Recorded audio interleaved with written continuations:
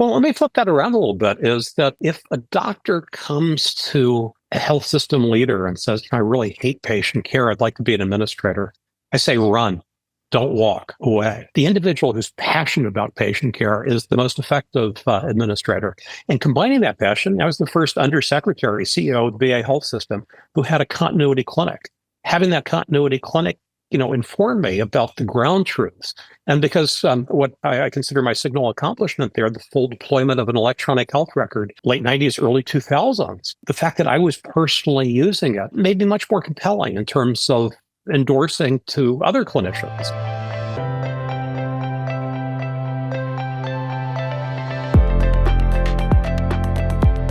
Hello, everyone, and thank you for listening to another episode of our podcast. Today, I'm speaking with Dr. Jonathan Perlin, President and CEO of the Joint Commission. Dr. Perlin was formerly the President of Clinical Operations and Chief Medical Officer at HCA. He served as an Undersecretary for Health in the U.S. Department of Veterans Affairs and is truly one of the foremost leaders in the world in shaping the landscape of healthcare quality and safety. It's an honor to have you on the podcast. John, thank you for connecting with me today. And as we kick things off, can you take a few moments to help us understand your journey? Well, Ohad, first of all, let me say what a delight it is to be here with you and with so many of the interesting people that are part of the orbit of healthcare disruptors.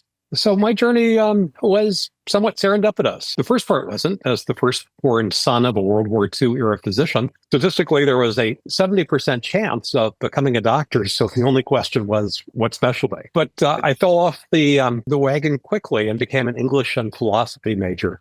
And the truth is, I knew I was going to become a doctor, had really good advice, do things that are important, that you're passionate about, you'll never have a chance to do again. And the truth is that English and philosophy inform my work and outlook far more than biochemistry on a daily basis.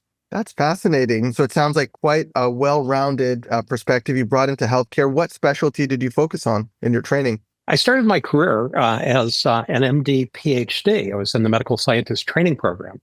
And in that program, preclinically, you did the basic sciences. You went off and did the PhD. And I did that as fast as I possibly could because I didn't want to forget everything I learned about medicine. And I only had to do 1 year. And my very first patient was a heart transplant patient. I thought, how cool is this? And I trained in Virginia. And, as you might realize, Virginia is a tobacco state. And my very first patient was out on the deck smoking 10 days after his transplant through his tracheostomy. I remember talking to my wife, and she looked at me and said, John, you realize every kid in Richmond could have been immunized for the cost of that transplant. And I remember talking to the dean. He said, we've been warned, being a state institution, about taking on tobacco issues. Put his arm on my shoulder and said, if a student took this on, wouldn't get in the way. Well, as you might imagine, working with some, really accomplished faculty, we became smoke-free. And I learned that everything I thought I loved about taking care of the individual patient was amplified exponentially when you had a policy lever to change things. And that's where I had, a wonderful mentor, a guy named Dick Wenzel, who said, why don't you study quality and safety and use the tools of epidemiology? That really was the start of the trajectory through VA, HCA, and to my current role at the Joint Commission. That's really fascinating because I often hear from clinicians that at some level administration and leadership is viewed a little bit as kind of the dark side. They I just want to take care of patients. And yet sounds like pretty early in your career, actually, you realized that the key to amplifying your impact and being able to really touch the lives of many more people was going to be through that administration and leadership lens. That's a unique perspective for a young individual in their journey. Well, let me flip that around a little bit, is that if a doctor comes to a health system leader and says, I really hate patient care, I'd like to be an administrator, I say, run, don't walk away. The individual who's passionate about patient care is the most effective administrator. And combining that passion, I was the first undersecretary, CEO of the VA health system who had a continuity clinic. Having that continuity clinic informed me about the ground truths. And because what I consider my signal accomplishment there, the full deployment of an electronic health record, late 90s, early 2000s, the fact that I was personally using it made me much more compelling in terms of endorsing to other clinicians. Mm-hmm. And the scale is it's addictive. And the privilege of serving as chief medical officer at HCA meant that we could use data science and algorithms and the application of those tools actually on top of benchmark levels of outcomes for sepsis. In the first 18 months, those tools helped us save 8,000 lives. We're recognized with the John Eisenberg Innovation Award, National Innovation Award. We put all of the algorithm components into the public domain, but we changed not only care in HCA, we had the opportunity to change healthcare. In HCA, we changed maternal mortality, and that informed international maternal health practices. And the opportunity, the seductive aspect of the Joint Commission, because we operate both in the United States and in 86 countries internationally, is the opportunity to make important change at scale. Well, it's very evident that you don't shy away from big challenges. If you were willing to take on and roll up your sleeves the implementation of EHRs in the early 2000s, that is a very, very heavy lift. But maybe let's just back up for a moment. So you're completing your training in Virginia, and it sounds like your next career move is to become part of HCA. Is that right? Before the VA? No, it was actually the VA next. Got recruited as the chief quality officer just before To Err Is Human comes out. Sort of funny aside is that the Secretary of Veterans Affairs said, "Hey, John, this new report is out. We need a VA response for the White House. Could you write something?" And I didn't realize how influential the opportunity was, because the next day I heard the president saying the very words I wrote the night before. It was a heady time because we realized that there were things that we could do better in healthcare, that bad outcomes weren't just bad luck, but potentially bad practice, and that evidence could inform what good practice was. And to the degree that we could standardize that evidence, we could make improvements. So it was an extraordinary opportunity. As I mentioned, the EHR was central. When the Secretary of Veterans Affairs asked if there was one thing you could do to improve safety, quality, and value, what would it be and why? The answer was easy. It was full deployment of an electronic health record, because we could create systemness out of fragmentation, and we could measure and mark progress. That was incredibly important. As someone who saw patients in VA, as someone who loved caring for veterans, I had previously found myself in situations, for example, with a liver transplant patient with 11 volumes of a chart, 7 of which are missing. And I'm wondering, what is the history on this patient? And I knew we could fix that. One of the challenges today is that that system in VA is still very beloved because it was built for taking care of patients. I think that EHR is such an interesting journey and such an interesting point of reflection for many healthcare technologists, because it was really the first kind of top-down, massive implementation of a digital asset in healthcare. For so long, healthcare was so analog. And coming from medical imaging, I know this well from the PACS world, right? And kind of the workflow improvement of going from film to PACS to digital was very obvious. I think with EHRs, it wasn't as linear, because I think it took leaders like you to think about, yes, the outcomes behind this and the quality improvement behind moving from this massive volume of an analog chart to digital is substantial, but the pain in the day-to-days, and maybe even still felt by clinicians now, 25 years later, like the amount of charting and the amount of attention I have to give to the computer versus the patient is substantial. So like in a 25-year view, looking back, how do you view that journey? Was it successful? Have EHRs achieved their promise? What still remains ahead of us on that front? I think this is an extraordinarily exciting moment. I remember after we implemented the VA electronic record, being called to the White House to meet with a special guest. That special guest was Bill Gates. He actually was not impressed by the fact that we had a national electronic health record, which, by the way, won the Innovations in Government Award. It was so incredibly novel to have that information accessibility. And he asked a question that I didn't understand really until 2009 with the advent of meaningful use, and really comes even more clear today. He said, "That's wonderful, but why aren't you learning?" And so I would say two things. First, we've implemented EHRs, but we haven't really taught clinicians how to most effectively use electronic records. To the extent that, one enters through a keyboard, I always sat down with my patient and we reviewed the chart together, and then we made the plan together. And that demystified. It meant I didn't have pajama charting time, which is so very painful. I think the advent now of, ambient awareness, charts that will sort of self-create, incorporate images from technologies like yours, ultrasound, and otherwise, means that the clinician now adds the cognitive assessment of the importance of that information. The second is that I mentioned the sepsis algorithm in HCA. Clinicians, when they learned something that they hadn't appreciated, wrote letters saying, this is the first time that using an EHR is worthwhile.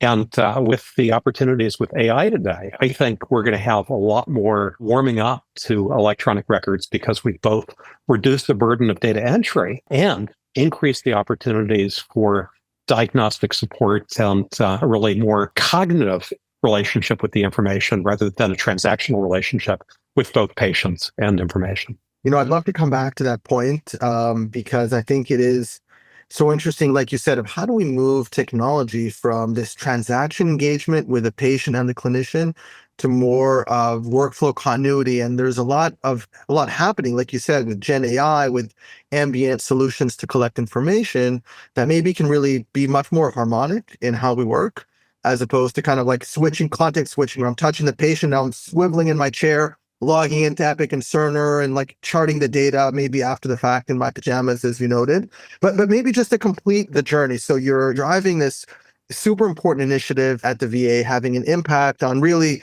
maybe one of the foremost integrated healthcare systems in the world. What drove you to then move to the private side, to HCA, the largest hospital corporation in the world? Well, it's really interesting. Once you've been the undersecretary, it's difficult to go back into the organization. And a lot of people said that the things that we achieved in VA, outperforming other sectors on 294 separate measures of quality, couldn't be achieved in private sector. And so I was enticed by scale. And the truth is we could. As mentioned earlier, when we focused on infection prevention, we did these major cluster randomized trials. So we used the EHR as a vehicle to quickly collect data. We randomized by hospital. And one of the major ones was something called Reduce MRSA. The headline in the New England Journal was that on top of all known best practices, we were able to cut MRSA, a drug-resistant infection, by 37%, and all healthcare-acquired infections and bloodstream infections in the ICU by nearly half. But the headline that didn't get press was that it took 43 hospitals 18 months. It didn't take one hospital 63 years. And that's really the power of scale. Ditto in maternal mortality, ditto in sepsis, as I mentioned. And, this passion for quality is what ultimately led me to the Joint Commission. It strikes me that it's a very different environment, right? In the VA, you're working in a value-based system, single payer, right? So there's a lot of incentives that align the right way to deal with prevention, to take proactive steps. In HCA, in the private sector, we're principally mired in a fee-for-service environment. And now we're trying to leverage data more and more to be value-driven, right? And to understand how to assign cost and value to different healthcare outcomes. But I mean, you're principally working upstream in a fee-for-service environment. So how did you take that same mindful approach to quality into a system that's principally, again, incented to get the patient in and out on a transactional, procedural basis and bill on a fee-for-service model? Well, first, let me say in VA, I think it's important not only as a care system for veterans, it's also a model of how things might work differently. The most powerful prescription I wrote was not for a medication. It was for an elderly patient, a very dear patient who was in and out of the hospital every 2 weeks because his double-wide trailer in Richmond went up to 106 degrees inside. Prescription, a window air conditioner. That's one that's hard to write in private sector. And, I had the privilege of serving on MedPAC. And, I think we do have to think about solutions that better connect community resources with formal healthcare delivery. The hospitals can't solve all of the social issues that plague our society, but those partnerships are important. What I think is worth noting is that the machinery to give good patient care, regardless of the financial model, is actually the same. It's, as you indicate, it's the policy context, it's the financial context that creates certain opportunities or potentially thwarts them. Didn't have that window air conditioner prescription capability in private sector, in private practice, or in a large health system. And so how do you align those incentives though? So, you can exert less control. There's a scale element, which I appreciate, right, is very compelling. But how can we better align those incentives to ensure that, everyone with the best intentions, which I think are there, is still aligning to the same policy outcomes that we'd like to achieve? Yeah, well, here's a really interesting observation. If you look at what the big safety and quality gaps are, they actually transcend the payment model. And so I remember trying, when I first came to HCA, to articulate, this is the return on quality. This is the return on safety. Two things were notable. One is the CFO looked at me and said, John, this is the right thing to do. Doesn't matter what the return is. And the CEO looked at me and said, there is no business case for poor quality. It's not a sustainable business model. And so I think a number of those incentives are self-evident. Where I see the fragility is, just as you say, the connections to upstream in terms of the care prior to the often hospital episode and the trajectory downstream. Today I have just great empathy for those individuals who are leading health systems and hospitals. If you ask them their top 5 issues, it's workforce, finance, everything else. And most of everything else is disposition, because we don't have that coherence. It was absolutely a privilege to be on MedPAC. But the thing that we didn't do was really go to the heart of how we could actually architect a more rational system. And so, I think there's lots of policy opportunity in the future to think about how we better connect preventive services and social services so that we get the best possible outcomes. I think that's a great call to action, though, to any of our audience that are providers or payers, to really internalize the fact that, the business case for quality is always there. And it's so foundational to anything we do in healthcare, and it pays back dividends. Maybe that's a good segue to your current role, right? You're leading an organization that is really at the forefront of setting the quality bar and creating quality frameworks globally. Like you said, I think you're in over 80 countries now. What then drove you to make kind of this last career move from HCA? You're running and having tremendous impact in the largest for-profit healthcare system in the world, or at least in the US. And now you're moving to an organization that can't exert the same degree of direct control, and yet has tremendous influence on accrediting hundreds or thousands even of organizations. So tell us about that. Well, I thought it was a way that I could really give back in terms of helping to support the safest, highest quality, most compassionate and equitable healthcare. It's a mission. It's a calling. The Joint Commission is not a governmental organization, but we have a critical role, fiduciary responsibility to CMS in terms of upholding the public trust. But we also have the opportunity to influence safety and quality by really being the leading laboratory and library of best observed practices. And that library gets stocked with books or information, not just from the United States, but internationally. It's also a tremendous organization in terms of its ability to quickly seed better practices. I don't know if people realize why the Joint Commission is called the Joint Commission. Clue, nothing to do with joints. But it was jointly founded by the American College of Surgeons, College of Physicians, American Medical Association, Dental Association, and Hospital Association, all coming together to advance quality. And so that's a powerful alignment to really tackle some of the biggest challenges socially, clinically, operationally. So it's a lot of fun. No, I didn't realize how broad that mandate was. And truly, bringing together those organizations is no small feat. There's different levers and politics and personas in play, and yet the broader umbrella of quality sounds like it was a rallying cry that did get everyone to the table. It absolutely is. Coming out of COVID, I came to the Joint Commission on March 1st, 2022. So I was at the forefront of helping to lead a health system through the depths of COVID. And I'm proud of our organization, and, a big call out to colleagues there, but all of our clinical and administrative colleagues. It was a tough time, and it unmasked some of the biggest challenges more broadly. So when I got to the Joint Commission, there was the opportunity for an influential organization to be maximally relevant. And so we created something called the HELP Agenda. That is an acronym. H is for healthcare equity, E for environmental sustainability, L is for learning, enabling responsible use of AI, which is so critically important to advance healthcare. It's the defining tool of the century.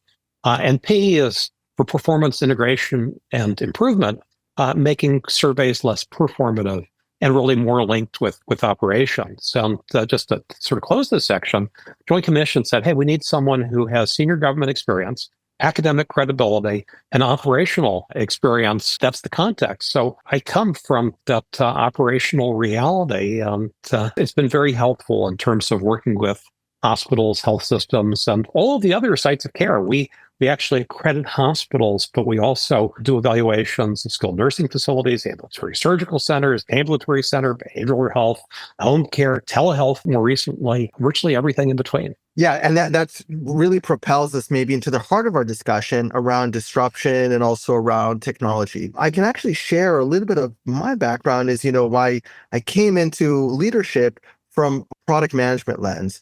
And I'd say that one of my biggest takeaways as being a product manager in a healthcare setting is always trying to find a business case that could anchor the adoption of the technology.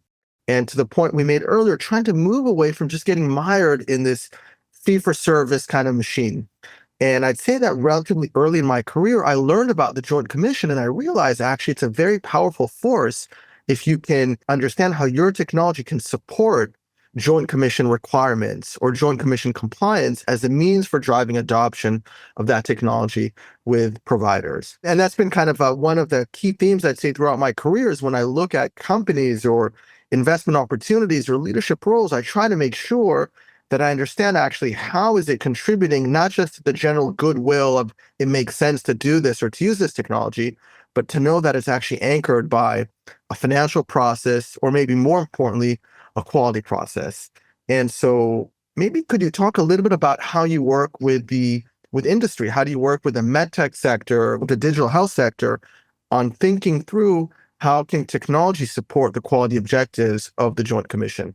Yeah, well, I think you raised such an important point, which is that it's really difficult to move things forward unless there's a rational business case. There are some pretty compelling challenges for healthcare organizations today. And let me just give you an example of how the health agenda actually frames up answering some of those challenges. So healthcare organizations appreciated, particularly during COVID, that what was always unacceptable in terms of disparate outcomes became incredibly intolerable. I go back to that great health services researcher, Martin Luther King, in 1966, who said, of all the forms of inequality, injustice in health is the most shocking and inhuman because it often results in physical death. And sadly, I say health services researcher, not really in jest, because if you look at today's CDC data, the disparities in terms of death rates per 100,000 are almost twice as high for Black and African-American individuals as white. And when you think that most of healthcare is not-for-profit, they have community health missions. When you think of the investor-owned, they have community health missions. These are things that they have to address. We wanted to create some bandwidth for them to address. And so in my first 18 months, we got rid of almost 400 standards that were redundant, obsolete, not evidence-based, or the juice just wasn't worth the squeeze. There was only one new one in, health equity. And we didn't say, go tackle transportation or solve housing. We didn't say boil the ocean. So look at your own data. Stratify according to sociodemographic groups. There are differences, create an action plan, engage, improve, evaluate, keep stakeholders informed, rinse and repeat.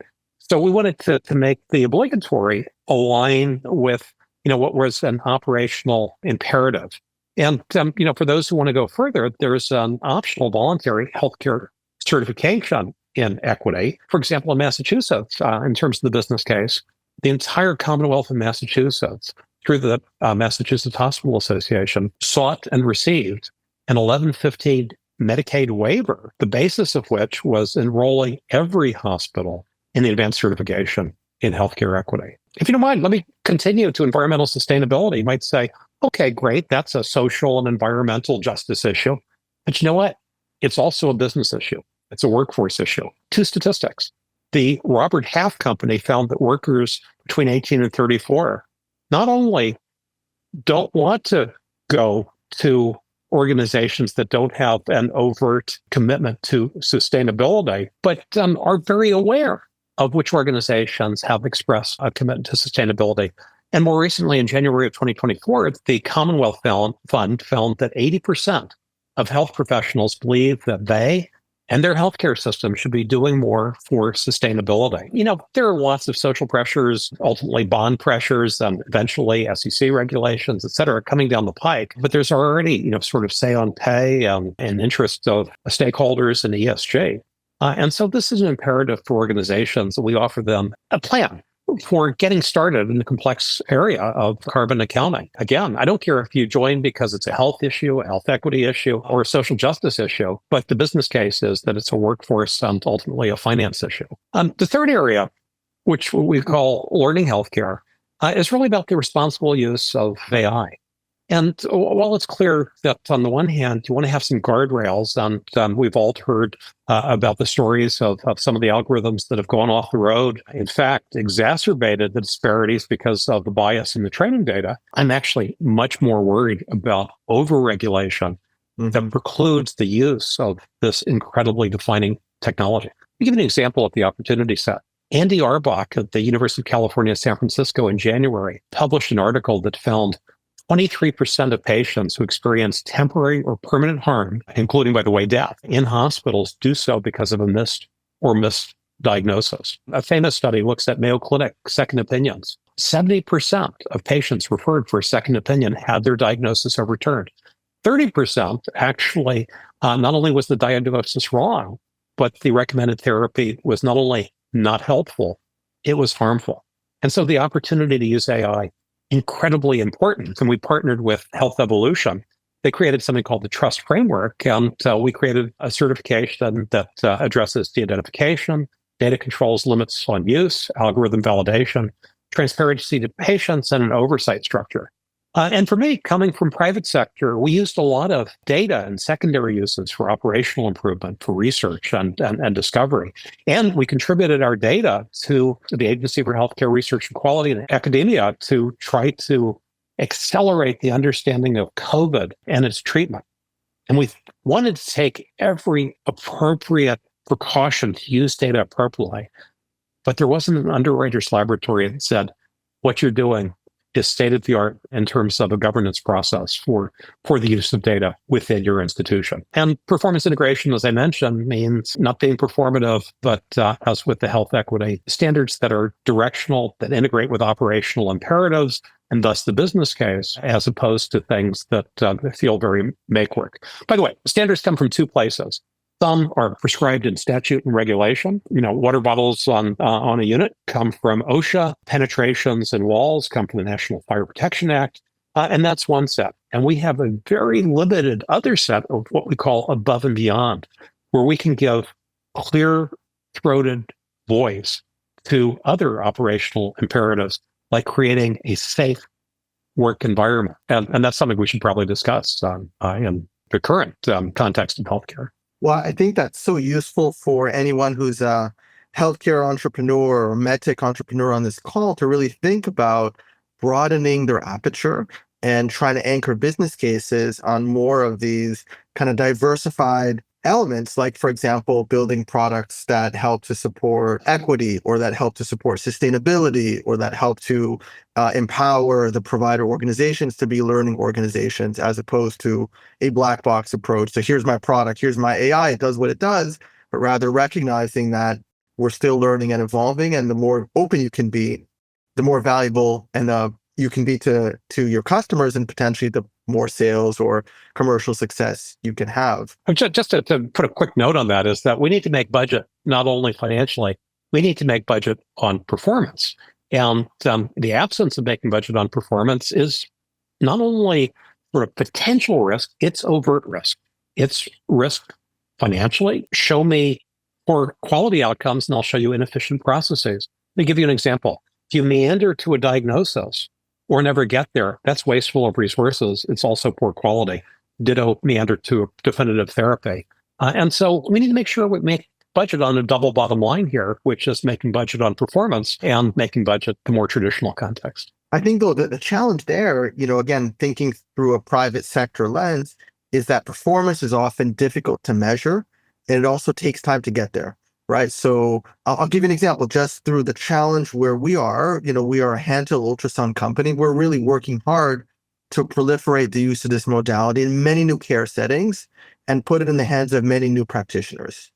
And yet, probably the biggest driver that could stimulate adoption is not a performance metric, it's a payment metric. For example, if primary care doctors were reimbursed for doing, for replacing the physical exam using palpation, but instead they pulled out an ultrasound and had a look inside, if there was a fee code for that, you could drive substantial adoption. Now, you could say, well, downstream, of course, earlier detection of heart failure or liver fibrosis, using ultrasound in a GP setting is going to have great downstream performance implications and getting them on the drug therapy earlier or avoiding a costly intervention downstream. But that's so hard to measure and so hard to get there. And often we kind of lost the provider's attention span in building that business case. So maybe talk to me about how can we move that performance element into a more integrated part of the business case up front? Well, I love that question, and you'll see why momentarily. Is that you may have heard about our affiliation with the National Quality Forum. The goal is really to align the value chain. First, let me say that good performance measurement should be a byproduct of care, not an add-on to care.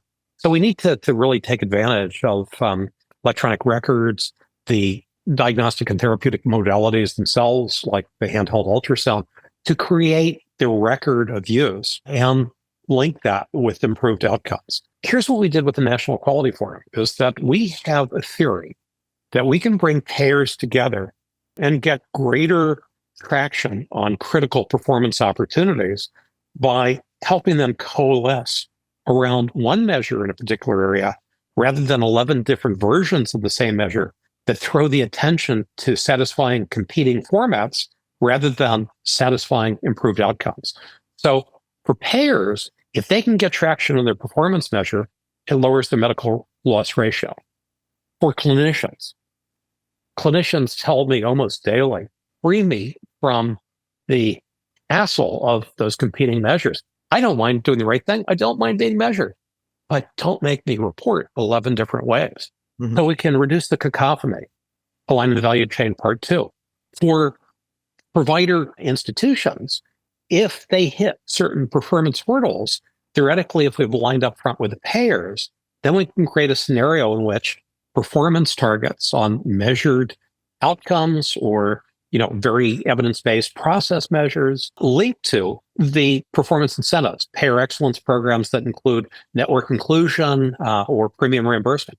And most importantly, aligning the value chain for the patient means better outcomes. Now, let me give you an objective example. So in the area of heart failure, it's well known that the simple prescription of an ACE inhibitor reduces readmissions, reduces ER visits, improves function.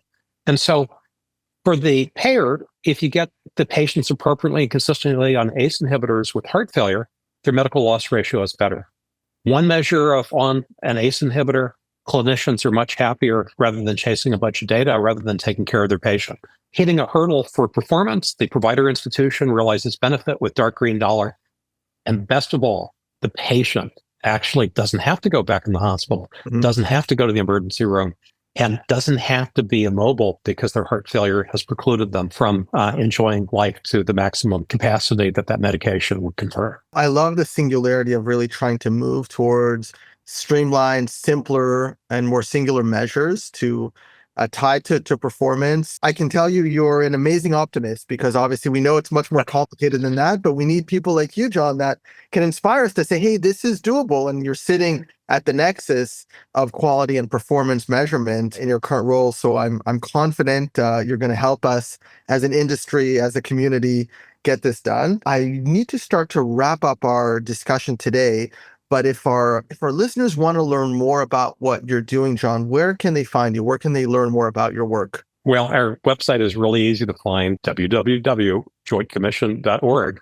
And all our social handles are available there as well. But Ohad, let me thank you for the leadership, for bringing new technologies to market, for bringing tools that help clinicians provide better care to patients. Thank you for sparking an important dialogue. And I know that both of us together really share a reverence for those clinicians, those administrators who've been working in the most complex environment ever in contemporary healthcare. And so I don't want to miss the opportunity to join with you. And a big thanks to all of those individuals in all parts of the health sector who really share our Joint Commission vision that all people always experience the safest, highest quality, best value healthcare across all settings. Absolutely. No, I really appreciate you calling out all the providers that really make this entire complex industry work. And I learned so much from you today, John. I love your call to action for providers and to payers to build a business case for quality and recognize that that business case never fails. It always stands. Quality is always going to come first. And also to all of our medtech entrepreneurs and private sector listeners to really think about additional factors to anchor the business case and to try to strive towards streamlining and simplifying and maybe arriving at a singularity of a performance measure that can drive adoption and value in their technology. So it was really a pleasure to work with you today. And to all of our listeners, thank you for joining us for another episode of our podcast. And be sure to tune in to what's next. That's it for today. That's a wrap.